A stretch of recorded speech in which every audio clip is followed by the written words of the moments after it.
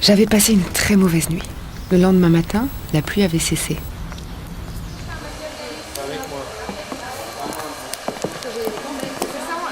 Je suis allée voir Marc, un ami coiffeur qui s'occupait de moi, de CJ et de Morgane. Il a rentré dans son cyberlab les 2 cheveux du pull et comme il avait en mémoire nos fichiers d'identité capillaire, nous avons pu comparer. Le cheveu brun était bien celui de CJ. Quant à l'autre, Marc affirmait que c'était tout simplement le mien.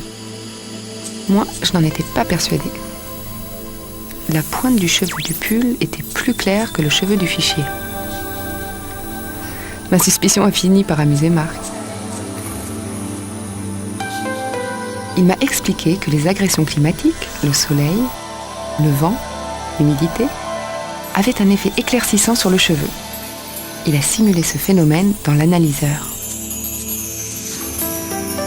Les points bleus à l'intérieur du pigment ont presque tous disparu. Résultat, le cheveu du fichier s'est éclairci et il est devenu quasiment identique à celui du pull.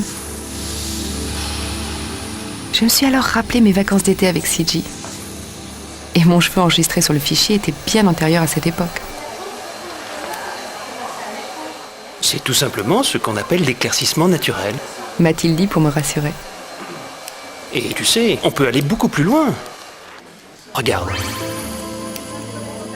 Grâce aux produits décolorants, on peut éclaircir un cheveu, même foncé, jusqu'à un blond très clair.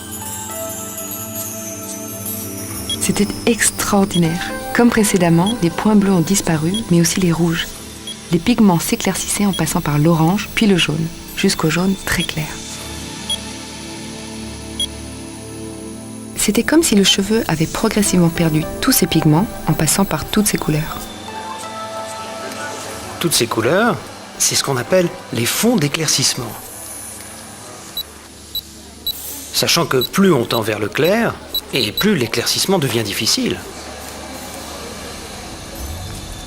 En retournant chez moi, maintenant que j'étais sûre que ce cheveu était bien le mien, j'aurais dû être rassurée. Je ne l'étais pas. Qu'est-ce que ce pull venait faire chez Morgane ? CJ aurait-il eu un problème ?